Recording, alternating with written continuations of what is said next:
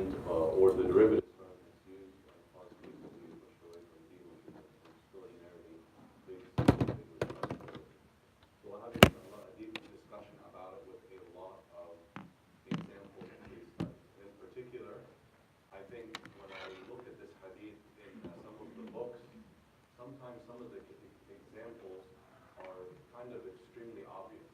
And so Imam Muhammad and I work together to try to generate some examples that are very practical from something that you might be told, in an MSA or in a masjid or so on, so that it can really feel like, real life practice and see if we can tease out some of those details, inshallah. With that, we'll start, inshallah, with a quick recap of last time. So I'll ask you to take a couple minutes in a partner or a small group, inshallah. We have a lot to unpack from last time. Remember that summarizing and synthesizing your knowledge is part of the learning process, inshallah. We're going to turn to a partner or three or four and just share a little bit about last time, inshallah. We'll talk about hadith number 4.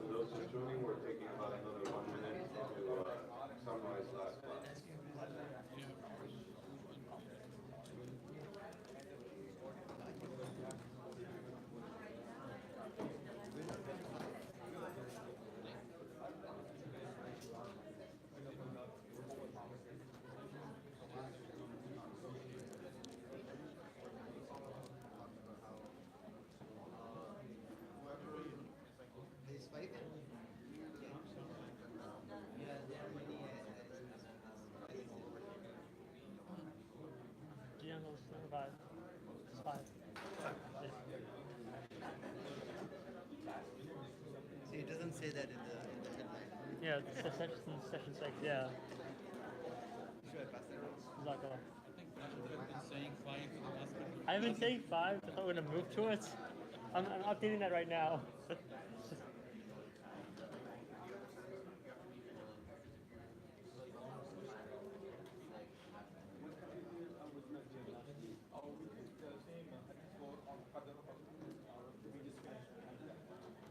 Okay, inshallah, we'll come back together. I know there was a lot, alhamdulillah, from last time. We talked a little bit about these, obviously, recapping the stages of creation. We talked about al-qadar and spent quite some time on that because it's one of the issues in arkan al-iman, the pillars of iman, that can be easily misunderstood or misexplained, especially if any of you are teaching weekend schools or youth group mentors. I encourage you to go back particularly to the article, the summary article that I had in the references there, and I hope you found that to be a useful discussion. We talked about a sidebar discussion on fiqh of abortion, because a lot of it is extracted from this hadith, and also because of the relevance in our times. Always it's important when we see an extreme in our cultural practice to respond by coming to the middle, not to respond by going to the opposite extreme. And so in some sense in our times, we see a bit of a reaction to an extreme in some of our cultures, which is not rooted in the deen, to see no permissible case for abortion culturally without religious backing, including extreme situations like the danger to health of the mother and some of the other exceptions we talked about, being reacted to with an extreme of laxity for a couple seeing that this is not approaching a Muslim couple, seeing a decision like this should be taken very cautiously and with due advice from due expertise, inshallah. So we talked about coming back to the middle. There was a follow-up question on a detailed matter. I was told after the class that I think I misheard or misunderstood the question. I heard it as a question of responsibilities in the tragic case of a rape case, in which case I said it was case by case because it's so hard to track down. But somebody came and told me after the class that it was a question about rights. And so just always, inshallah, if you think something is unclear, alhamdulillah, it's an open class. I really appreciate it being advised of that. It's a big place sometimes to mishear. So inshallah, we will revisit that. I'm not going to revisit it today because I'm still going through some of the research, inshallah. But we will revisit that. Any other burning, pressing issues before we move on to hadith number 5?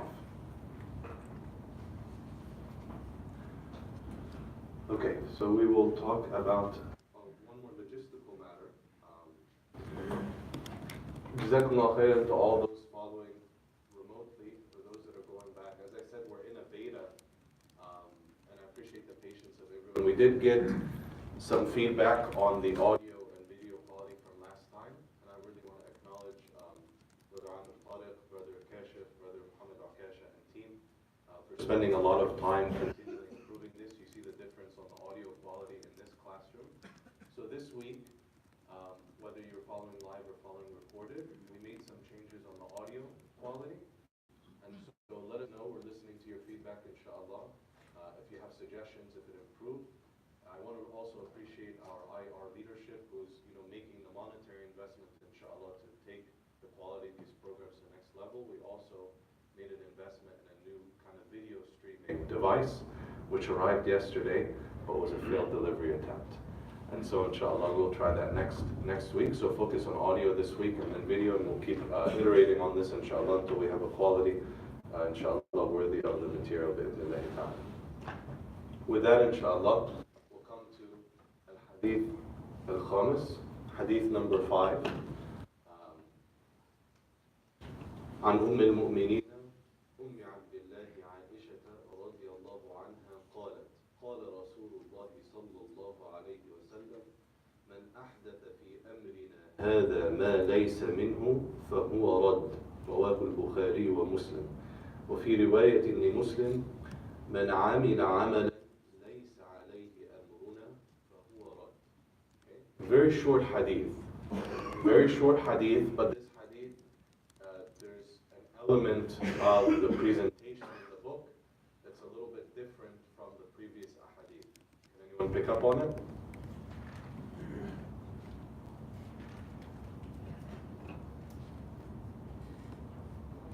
What is the question again, sorry? There's an element of the presentation of the hadith in this book that is different from the previous four. They're very short hadith, but we're seeing something that we didn't see in the previous ones. I think it's one reporter.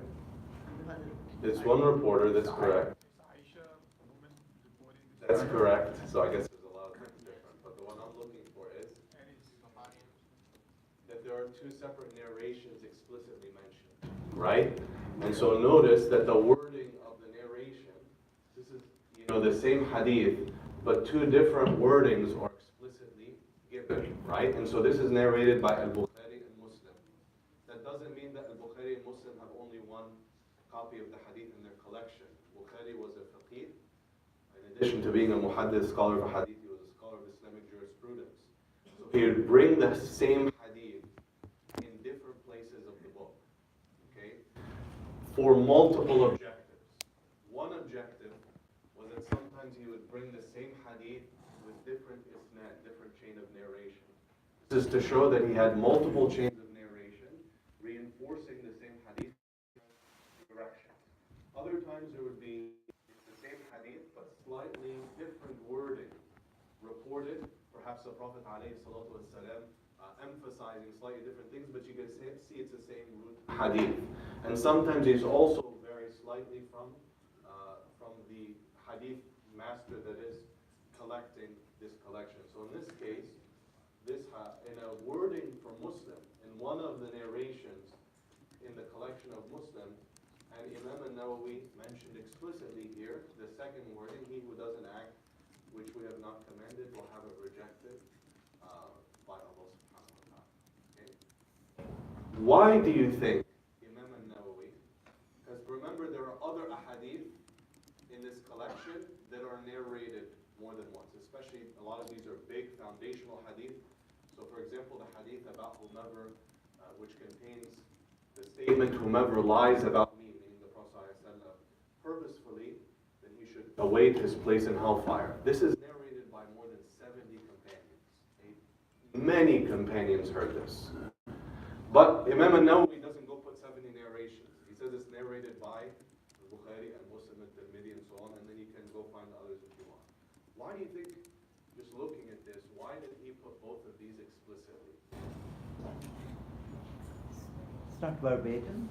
It's not verbatim, that's true. And what do you think in the wording is he trying to highlight? That these two ahadith complement the meaning of one another, although they're about the same topic.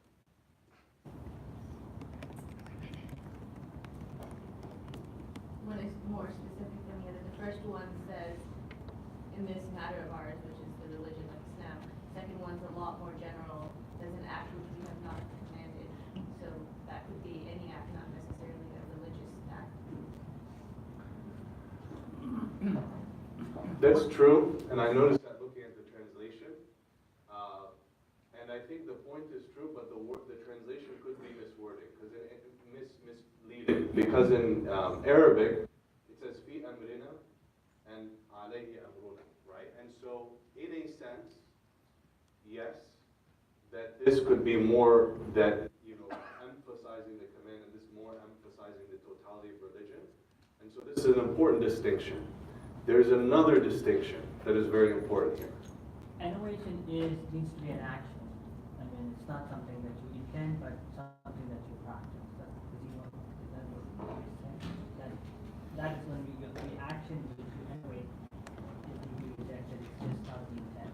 Okay, and so here, the emphasis is on action, although action here is used broadly. It doesn't have to be an action of the limbs, right? A person can, the focus of innovation is action of the limbs, but you could understand it more broadly also. So that is a difference, is another difference I'm looking for. Yes, so just looking at the word ahdath Yes, and the word amal. So amal is an act which somebody is responsible for that act in his own capacity. But ahdaf is somebody who's able to influence others to carry out the same action. And there's a bigger scope in this. So one is individual, other one is either a society or an institution. Nah, these are all relevant, alhamdulillah, jazakumullah khairan reflections, but this one I wanted to make sure that we get to. That here, man ahdatha, he who begins the innovation. Here is really talking about the originators and those who have a influence on others because somebody came up with it when it wasn't there before. Ahdatha here is not did, it's that he innovated, meaning that he brought this new thing. But somebody can say, well, just everybody in my village, we all just do this thing. Did he innovate it? No, he just found others doing it. So this wording emphasizes that the person that practices this innovation is not free of responsibility. Okay? And these ahadith, this is very complementary because in a sense, definitely who has more responsibility? The first person, right? And in fact, that's why we should be cautious. This hadith is often used to judge, right? I mean, 90-some% of the ummah doesn't know half the terminology we talked about in this room, right? They haven't had that opportunity.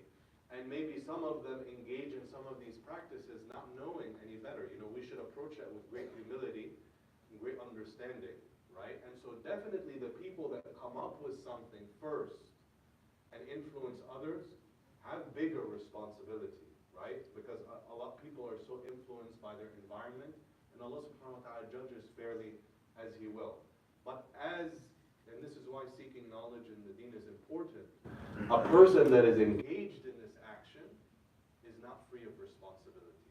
We have an individual responsibility to make sure that our actions are correct outwardly and inwardly, right? We talked about inwardly, hadith number 1, the intention. This hadith talks about the outward practice, right? The actual implementation has to be correct as well. That's why seeking knowledge, Allah subhanahu wa ta'ala says, فَاسْأَلُوا أَهْلَ الذِّكْرِ إِن كُنْتُمْ لَا تَعْلَمُونَ. Ask the experts, the people of knowledge, if you do not know. And so we have that individual responsibility. And I emphasize that to you in this class, right?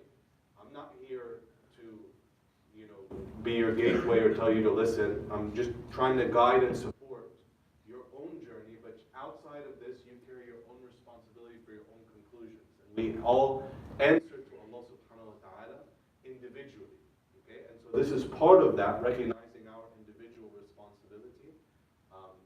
And so a person that does this act is not free of responsibility for Allah subhanahu wa ta'ala. Again, somebody that doesn't know, somebody that grew in it, these are all exceptions. Understanding of deen based on exceptions. Somebody, grows up in a village, never traveled, found everybody in the village doing the same bid'ah, comes before Allah subhanahu wa ta'ala on the day of judgment, says I didn't know any better. Allah subhanahu wa ta'ala will be just in the most perfect manner. But that's an exception. That's not the rule. The rule is that we have to be cautious that our actions are in accordance with this deen. Okay? So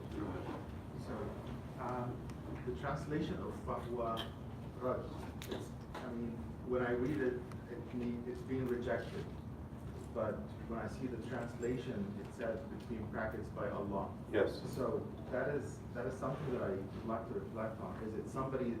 What is meant over here, it's been rejected by the society, or it's actually rejected by God? Is there any kind of translation to that? No, jazakumullah khairan. Yani the translator here is putting in the parenthetical remark, so that's an ijtihad. It's not from the exact wording, but the idea being that the rejection that is of relevance here is that it's not accepted by Allah, that the deed is not acceptable. For a deed to be acceptable by Allah, it has to be sincere, which is the inward correctness, and it has to be according to the sunnah of the Prophet ﷺ, which is the outer correctness in this hadith. The other rejections come and go, right? And so in a sense, someone responsibly leading a Muslim society or a Muslim community or a Muslim organization should come to a common dictionary that at this place, in this space, we defer to Allah and His Messenger. Even Abu Bakr, when he man, when he takes responsibility, leadership of the Muslim Ummah as Khalifa after the Prophet ﷺ, you know, he doesn't tell them, follow me regardless. He asks for people's help, that when he's doing right to support him, and when he makes a mistake to help him and correct him. So in a sense, he's deferring to Allah and His Messenger. But all of those things come and go. You could find your local context supporting a bid'ah and opposing a sunnah, right? And so that's an ideal we should shoot for, but the piece here that is categorically rejected always and without exception is by Allah subhanahu wa ta'ala. Allah does not accept that which is insincere, and Allah does not accept that which is knowingly not in accordance with His guidance. Make sense? Yes? So when I'm looking at the word innovate, I'm always looking for the word for that. Is there a reason why that's not used here, or what does the... One more time the question. So whenever I see like innovate, my jumping to try to find the Arabic word bid'ah, but since that's not here, is there a reason why that word not here, or why we always use that to translate innovation? So, I mean, definitely this hadith is very connected to the issue of bid'ah. One of the most, you know, probably the most influential hadith on the issue of bid'ah. It should be noted that the word bid'ah is not used in the hadith, right? Ahdatha has a similar meaning. And in translating, translators will always have to choose between picking a close English word and making sure we define, or saying there is no one-to-one translation, I'm just going to put the transliteration and define. So you'll see that. That's a translator's decision. That's why it's always important to learn in these types of environments, right? But we're going to talk about ta'rif al-bid'ah and so on. The word, but the word is not actually used here. I would say that this hadith has to do with that concept, but is also broader, as we'll speak about in a moment. So let me ask you to hold on to your questions for just a moment. Let me explain a little bit, and then we'll just make a note of it in your notes, and we'll come back to it, inshallah, pause shortly for questions. Let me make a couple remarks on the narration before we dive into some explanation. As I said, the biographers of the, the explanations of the hadith have a lot of background that we're not as focused on here because it's easy for you to find it in references, but sometimes I find little points that have to be made, inshallah, about the narrators. And of course, the narrator here is the mother of the believers, Aisha bint Abi Bakr. Okay? Aisha radiallahu anha is one of the most prolific narrators of hadith. Anyone know in terms of number of narrations where she falls among the companions? She is second most narrator of hadith after Abu Hurairah radiallahu anhu. Okay? Now it should be noted that these are by volumes of narration. You see some overexcited corners of the misguided internet, which try to discredit all of hadith by saying like all of Abu Hurairah's hadith are made up or whatever. The thing is, all of the ahadith of Abu Hurairah are corroborated by other narrators, except for about 100 and something. So Abu Hurairah narrates thousands of ahadith. Of those thousands, all of them have supporting narrations, except for about 100 where Abu Hurairah is the only narrator. You see what I'm saying? So al-Mu'mineen Aisha radiallahu anha has almost 3,000, well over 2,000 ahadith that she narrates. Again, many of which are supported by other companions' narration as well. But this is an indication of her mastery and knowledge, that she had a mastery of the Quran al-Kareem, that she is among the most prolific narrators of hadith, and hadith is not easy, right? I mean, imagine, like, I was telling you about how Imam al-Nawawi, wanted this collection to be easily memorized, right? Like, if one of you was, if you were blessed to memorize this whole collection, like, I don't know about you, but I'd be jumping up and down. You know what I mean? Like, that's a huge goal. When you talk about these narrators, that's not what they did. They narrated the entire sanad, like every, not just an like who else is all of this? They would know the context, they would be asked. And amazingly, our mother Aisha radiallahu anha was also had this incredible knowledge of culture. It is said that she memorized 100,000 lines of poetry for a poet named Umayr. And that was not the poet that she knew the most poetry from. Right? And so really the place of women in Islamic scholarship, the place and status of al-Mu'mineen Aisha, and the fact that Aisha radiallahu anha lived several decades after the Prophet ﷺ. So if she learned all this poetry, where do you think she learned it? Right?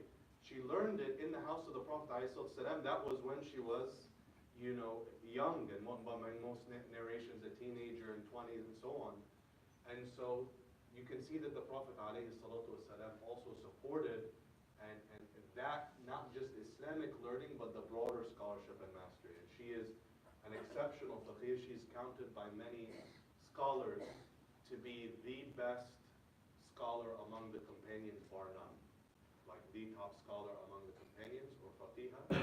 And her opinion was sought far and wide, even due to the special, the fact that she was so approached by, people far and wide and from other countries and so on, because you wouldn't know who this person is, right?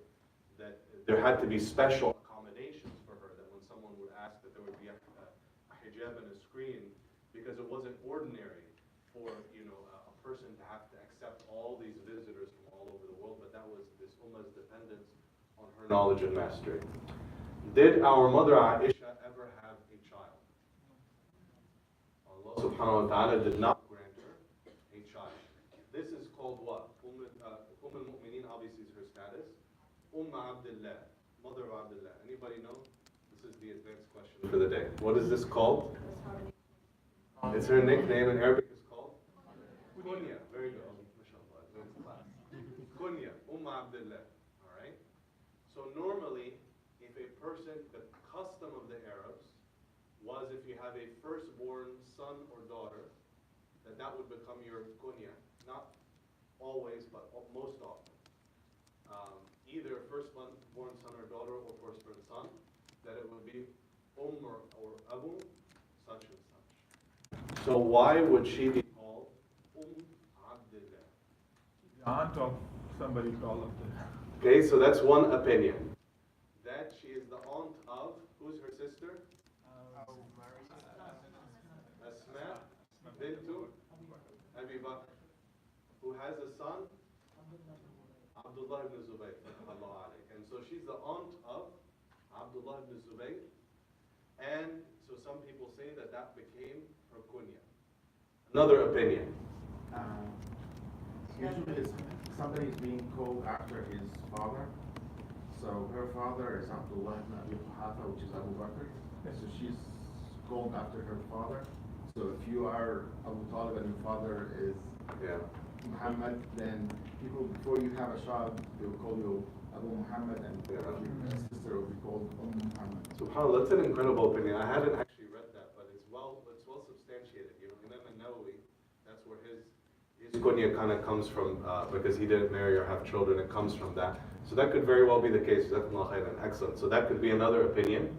Another opinion, of course, was that the companions did this out of love for her, and respect for her, that she would never get to be a mother, right? Because her responsibilities were not ordinary, right? The wives of the Prophet ﷺ did not marry after his death.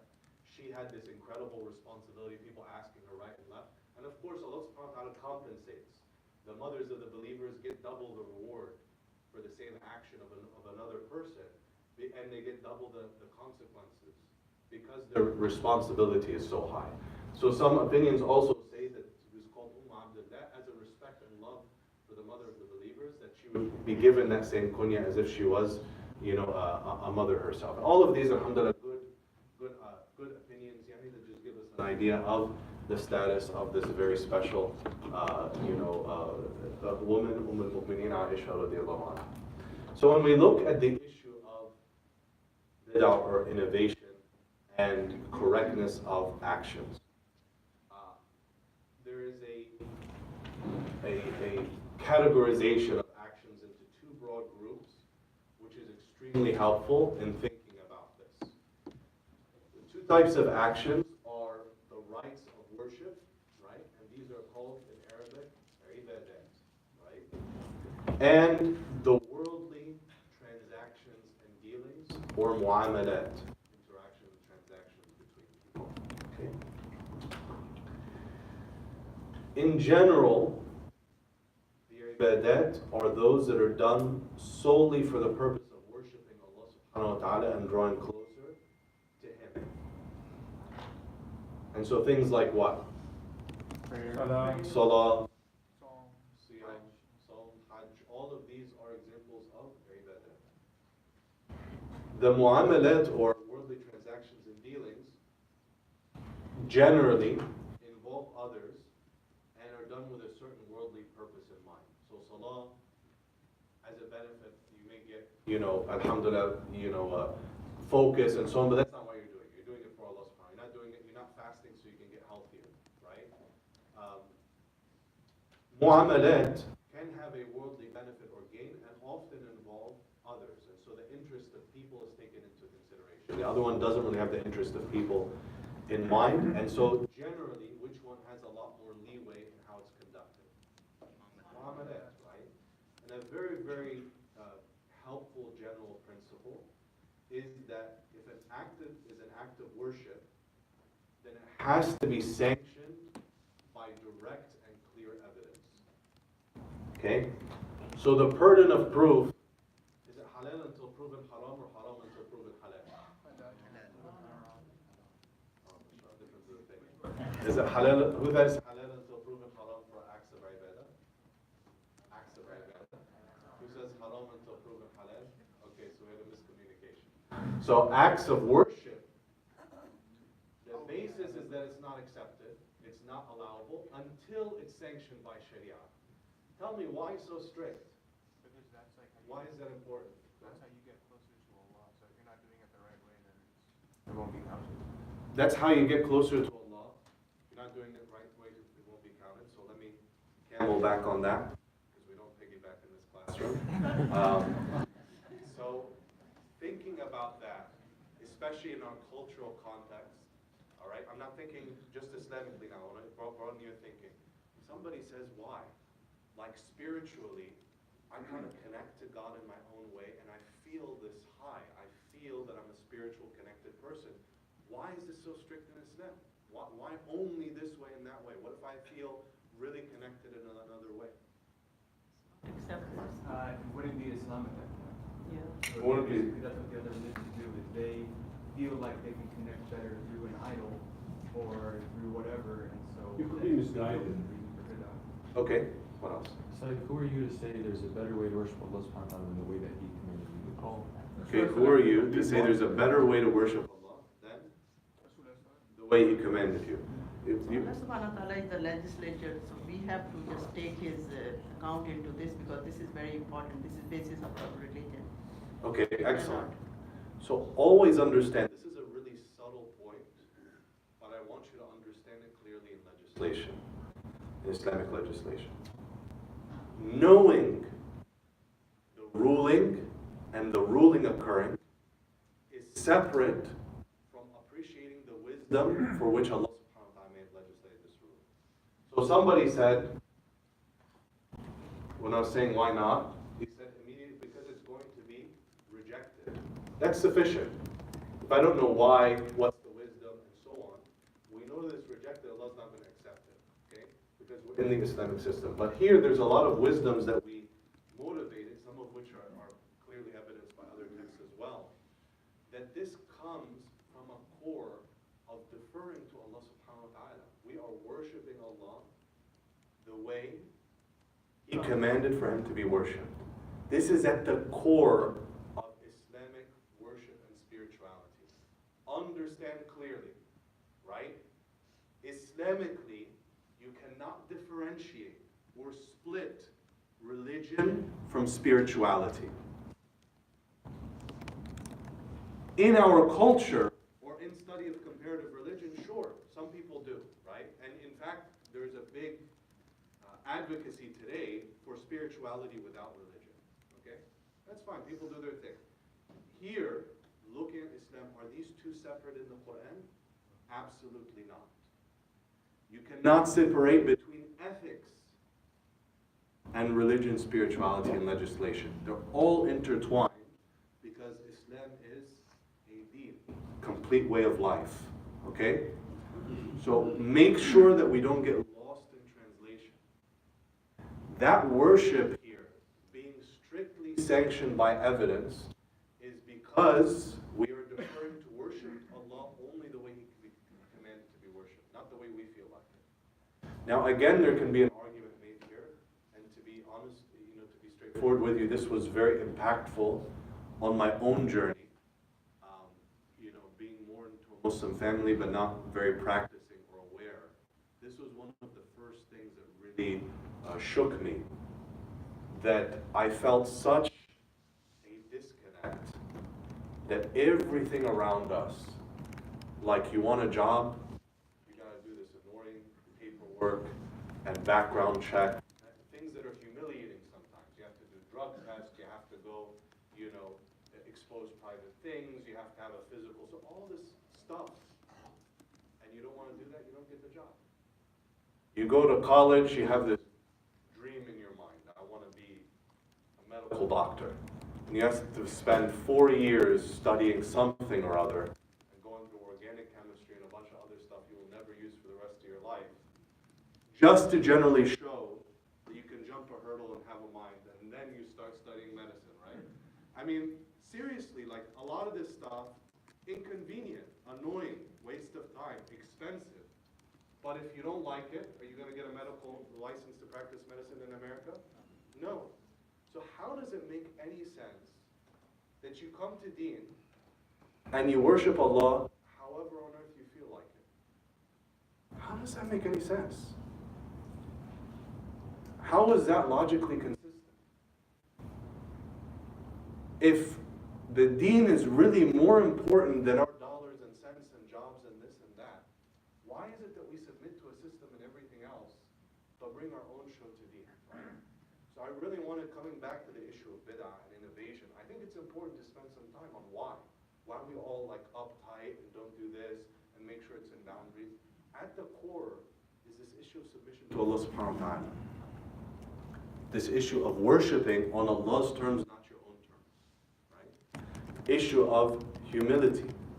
And it's really amazing looking at the prophets, alayhimus salam, despite their great status, how much humility and they brought, and I could spend the whole time talking about this, but you look at Surah Ibrahim, right? And Allah subhanahu wa ta'ala says, وَإِذْ قَالَ إِبْرَاهِيمُ رَبِّ اجْعَلْ هَذَا الْبَلَدَ آمِنًا وَجُنُوبْنِي وَبَنِيَّ أَن نَعْبُدَ الْأَصْنَامَ. Prophet Ibrahim says to Allah, oh Allah, make this land a secure place and protect me and my progeny, my children, from worshiping idols. Brothers and sisters, if there's any human being on the planet that can feel secure that they're not going to worship an idol, wouldn't it be Prophet Ibrahim alayhi salam? Like, is that really the at-risk population? You see what I'm saying? But imagine the great humility of a prophet of Allah, the father of the prophets, to say that he wants Allah's protection, not from minor sins and things, from ibadatullah. That's how precious and special that connection with Allah subhanahu wa ta'ala is. The Prophet alayhi salam, in the dua attributed to him, he says, Allahumma ya muqallib al-qulub, thabbit qalbi ala dinik, right? Oh Allah, turner of the hearts, keep my heart firm upon your deen, right? Again, recognizing that fragility and that specialness of this deen, of guidance. Okay? Prophet ﷺ says, وَإِنَّهُ لَيُغَانُ عَلَى قَلْبِي وَإِنِّي لَأَسْتَغْفِرُ اللَّهَ فِي الْيَوْمِ 100 مرة. A lot of people know the end of the hadith, they don't know the beginning. Right? We've all heard that the Prophet ﷺ used to make istighfar 70 times, 100 times. This is narrated more than once.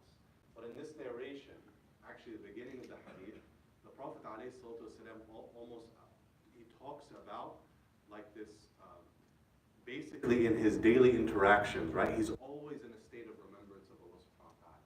But human beings, like sometimes we have to go for human need to the restroom or the other things. Those are not times that you can be as connected to Allah, right? But at the same time, it's not sin. Everybody has to eat and do their thing and all that. But the Prophet ﷺ used to make istighfar not for transgressions, but for these moments of natural not being able to be connected to Allah at the highest level. That's how hungry and humble and desiring he is, والسلام, of that connection, right? That it's not about istighfar for, like us, for big transgressions and mistakes.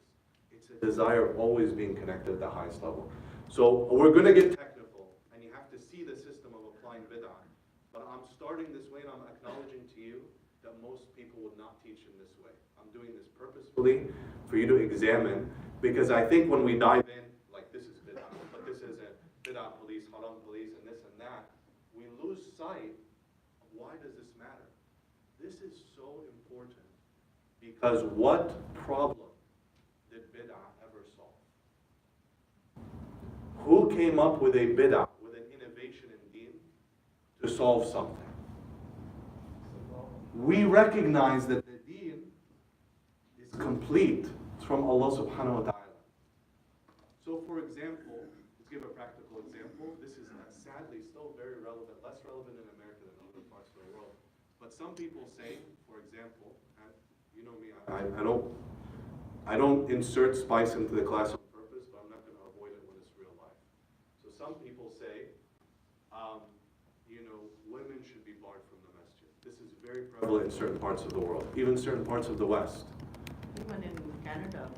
Even in Canada, the UK, shockingly, right? It's less so in America, and we have our own challenges in America, women accommodation, so on, but especially those of you that haven't traveled, there are many masajid, even in the West, in the UK, and places in Canada, where women just can't, there's no space. It's not like it's a bad space or not an accommodating space. It's not there. Now tell me, what's the reasoning behind somebody that might say that? I mean, I know I'm asking you for something very uncomfortable. I'm asking you, what could be the reasoning of this person? Put your feet in their shoes. Intermixing of genders. Okay. Avoiding the intermixing of gender. So, the intermixing of genders, right? What else? They also quote Hadith saying it's better for women, like, it's better for them to worship at home. Okay. Or in the closet, that's another one, extension. Their worship is better in the closet. So there's a quoting of hadith, some of which are not authentically established and some of which are cherry-picked. That there's a context, but they haven't quoted the other hadith relevant to the issue. What else? Also quotes Umar ibn Khattab. They say Julie is coming when used to bring them to worship. Okay, they quote Umar ibn Khattab, again out of context, which is really ironic and annoying, by the way, because Umar ibn Khattab specifically told his son he's not going to talk to him when his son felt jealous about his wife not going. And Umar ibn Khattab got so upset that his son would think about doing something different than the Prophet ﷺ. They said basically, don't talk to me till you die, right? Until you know, Sayyidina Umar ibn Khattab, mashallah, very. And so, just an example of how like a quotation can be ripped so much out of context that it kind of grips the opposite. What else? So that's when it comes to distractions when you go to the house of worship. So even on this topic, right, I want you to recognize, is it illegitimate to say that if women are home, there's going to be less intermixing than if they come to the mosque? Okay, since we're being shy, let me just push you a little bit further. Is there any place on the planet where there's like more intermixing than tawaf around the Kaaba? I'm just asking. Like, is there any place, just to make sure you're awake this morning, little lighthearted joke about tawaf. You know, there's some differences of opinion among the madhahib about what breaks wudu. And the majority, of course, understand that what Allah subhanahu wa ta'ala talks about that this is the relationship between a man and a woman, in marriage. That this obviously requires, but the Shafi'i school understood that, like touching, breaks wudu. It just requires a new wudu between men and women, right? And they have their evidence. It's a minority opinion, but it's a legitimate opinion. So people were making tawaf, and obviously men and women make tawaf together, and you try to keep your space. And so this elderly woman is looking at this guy that's like walking like this, right? And mashallah, you know, if you lose wudu in the haram, goodbye next 2 hours, right? Because you've got a long journey and about 50,000 people in the way for the next, for the facilities to make wudu, and then you gotta fight the 50,000 to come back. So the elderly woman looked at this person and said, "You're Shafari, right?" And then she touched her. So just to make sure you're awake, inshallah. But subhanAllah, look at this. I'm picking an example just so we can kind of analyze it together. I'm going to leave you to analyze some examples now. But the people making this argument, they're not without a legitimate religious line of thinking, right? They're right. There is mixing. I get emails. Oh, there's not enough doors and men, women coming in, you know, subhanAllah. And look, they're not saying something untrue, right? And sometimes it's crowded, and sometimes whatever. What's the problem? The problem is that my little microscopic thinking, I've lost sight of the million other objectives. If Allah subhanahu wa ta'ala wanted to prohibit this, He knew better, He would have made it prohibited. And so even sometimes the issue of women not being, first of all, coming to the masjid raises your spiritual connection, right? It raises your connection to community. For women not to have that access, for women who are much more influential on you know, and have that important role, the complementary role of fathers and mothers in raising family. There's a million negative things that you've done by bringing bid'ah. And that's why the ulama always distinguish between bid'ah and ijtihad. Bid'ah is in a religious innovation, right? It's to bring something new, contradictory to existing evidence or without evidence in the religion, right? And that is rejected because Allah subhanahu wa ta'ala says, "Al-yawma akmaltu lakum dinakum," that today I have completed for your religion. Allah subhanahu wa ta'ala's religion is complete. That's different from ijtihad, scholarly reasoning, which we could talk about in this context as essentially reasoning where Allah subhanahu wa ta'ala left space. If the Sharia is silent, if there's space, if there's difference of opinion, that's not bid'ah. You're trying to find a solution to a problem, right? And so, for example, end-of-life issues today. The companions that don't have access to medical things, medical techniques that would support, you know, the types of life situations at the end of life today that would have just resulted in certain death at their time. So this is an area for ijtihad. How do we apply these ethics to something where the Sharia was silent explicitly on, you know, breathing machines and heart and lung machines and so on, right? That's ijtihad.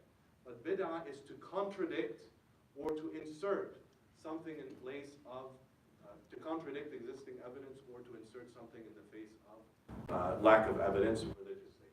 Coming back to this, inshallah, then we'll go to some more examples, because I think this will become clear with examples.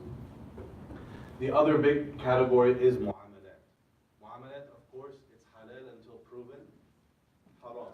These issues are not devoid of religious guidance. Allah subhanahu wa ta'ala, there's a lot of religious guidance on Islamic financial transactions, on how to conduct a marriage, on family responsibilities. All of this is also, religion is part of this, but there's much, much, much more flexibility by nature in terms of innovation here. That's why perhaps some people don't even like the word innovation, because we're like, oh, Apple invented iPhone 11, that's an innovation, right? So if you find that misleading, go back to the original Arabic terms. A bid'ah is, in this usage, in the religious usage, is restricted to bid'ah in religious rites of worship, in religious matters, in matters where the religion has spoken, okay, where there's religious guidance. Whereas innovation, as in inventiveness and new ideas and so on and so forth, is also, you know, is generally permissible unless it violates a religious norm. Okay.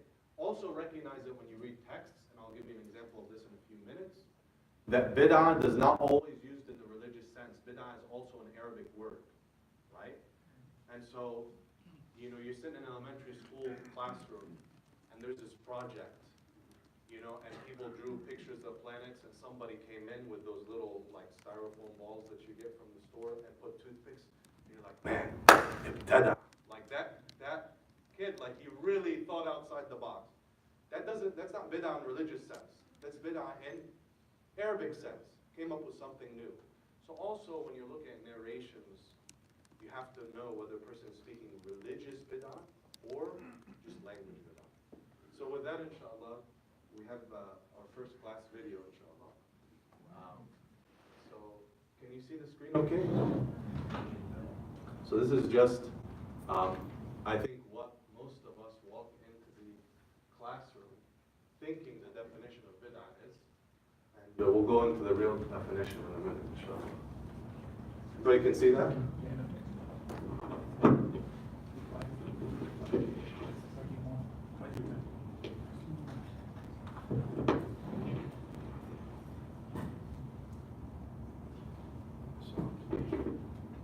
Plano, Texas, United States of America. And I'm Officer Marcelli.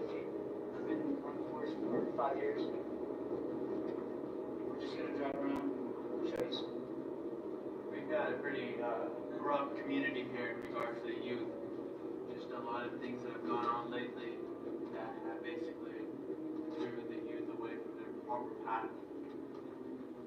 So we're just going to be trying to see us represent these corrupt youngsters and show you guys how youth in Plano are really corrupt. What we're doing right now is we have some information on a suspect of ours who hasn't been waking up for Fajr for the last few weeks.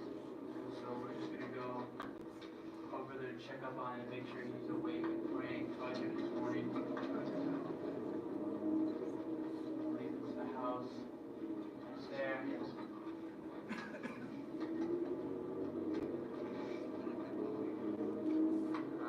Yeah, I'm sure the lights are closed.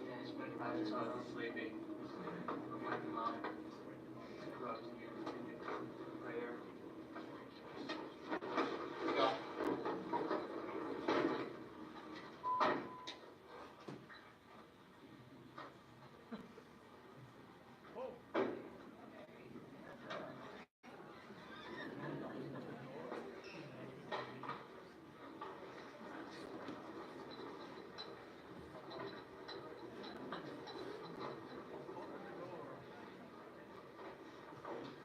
Wake up for pleasure. Wake up, wake up. Come on. Wake up.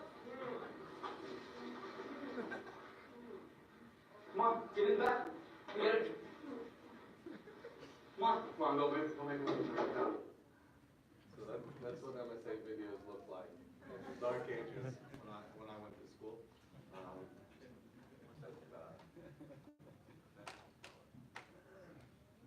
Bismillah. So inshallah we're going to break into a couple real life examples, and from that we will inshallah talk about some of the definitions and guidelines for bid'ah, or for this, looking at this in general. So we're going to make groups of 10 or so, inshallah, and we're going to give you an example, and we want to determine whether this is a bid'ah in the religious sense or not, whether this is an innovation in the sense of the hadith or not. Everybody understand? You ready? Sure. Okay, and for, of course, alhamdulillah, we got a lot to cover, so during these times, if you need to refresh or do anything, you just go ahead, inshallah. These are kind of, I'm not going to take explicit breaks during the class. So this example is the example of someone adding a 6th salah per day, okay? A 6th salah per day. I want to know, these are quick things, like come up to a 3-minute consensus in your group. Is this a bid'ah in religion, and why? I want the why sharp and precise, inshallah, okay? So someone, by the way, none of these are hypothetical examples, sadly. Some of them, this is very real life struggles of people, and it's tragic to imagine somebody literally ruining a life where they're trying to live ethically and so on, and a brother, may Allah subhanahu wa ta'ala guide him and us, who's literally trying to, live an upright life and be a Muslim, but will not let go of the fact that there are 4 prayers per day and has this long I want you to think about this with the seriousness that this person is sitting next to you and you want to explain to them. Don't treat it like a joke or a textbook example. There are no examples today that don't have a living, breathing human being behind them that I've interacted with or intersected with, and I'm sure many others that we have not. Okay? So, jigsaw per day.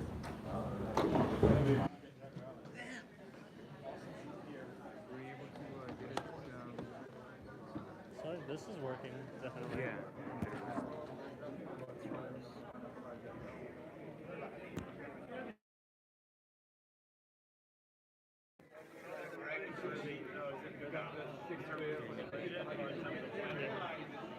I have my laptop.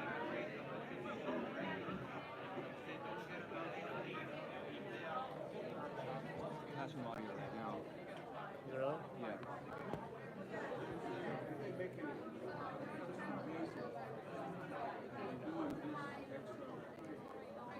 There's a setting. What are you using to broadcast? The YouTube app. I know I know, like, for example, on Hangouts, there would be a setting in Hangouts where what audio source it would use. Yeah. Let's